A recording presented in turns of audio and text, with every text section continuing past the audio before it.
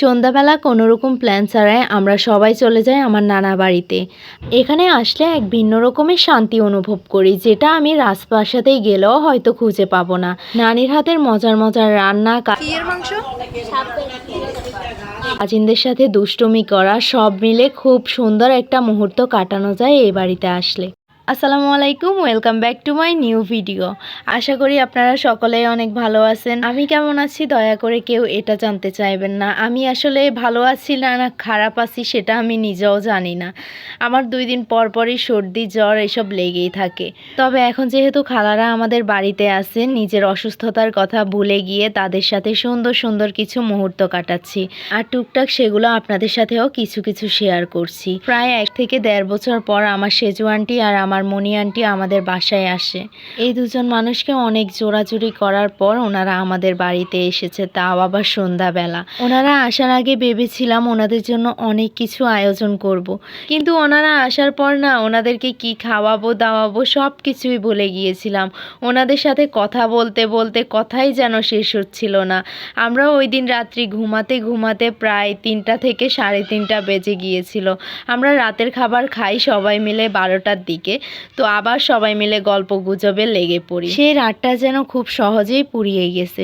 সকালবেলা আমরা খুব ভোরে ঘুম থেকে উঠে আমাদের গ্রামের ঐতিহ্যবাহী পাঁচপিঠা বানিয়ে নিই। এগুলোই ছিল সবার জন্য সকালের নাস্তা করার পর আমরা সবাই চলে যাচ্ছি আমার নানা বাড়িতে। আমার বড় মামা আবার কল দিয়ে বলেছেন বড় মামুনি নাকি আমাদের সবার জন্য 1 পাতিল পায়েস রান্না করে রেখেছেন।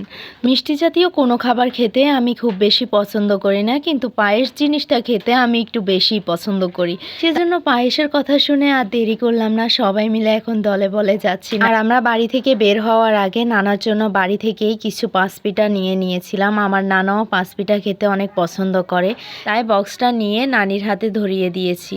বড় মামুনিদের ঘরে এসে দেখছি 1 পাতিল পায়েস টেবিলের উপরে এইভাবে রান্না করে ফেলে রাখছে।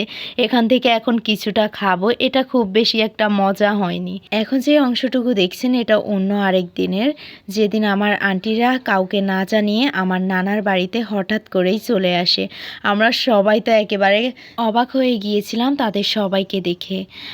ওনারা যখন এসেছিল তখন আমার মা কিন্তু জানতেন না আমার মা বাড়িতে ছিল।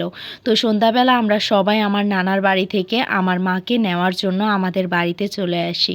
আর আমরা অনেকেই ছিলাম। দেখেন এখানে ছোটরা হচ্ছে পাঞ্জা লড়ছিল। আমাদের রাস্তায় অনেক পানি ছিল, আর এই পানির মধ্য দিয়ে আমার আর কোনো রকম ভিডিও ক্লিপ নেওয়ার সুযোগ হয়নি। আমরা সরাসরি আমার নানা বাড়িতে আসার পর থেকে এখন আবার ভিডিওটা স্টার্ট করেছি।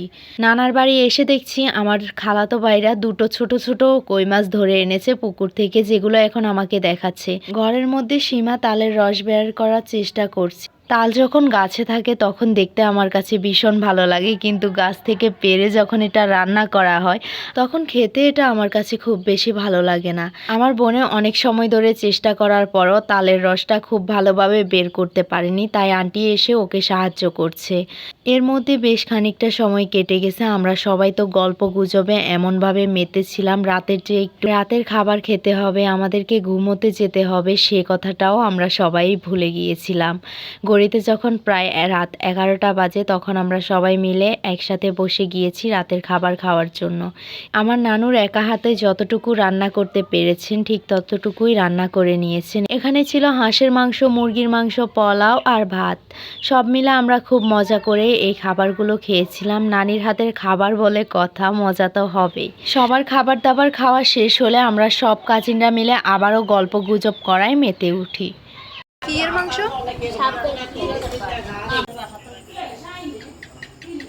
আজকের মতো ভিডিওটা ছিল এই পর্যন্তই। সবাই ভালো থাকুন, সুস্থ থাকুন, আল্লাহ হাফেজ।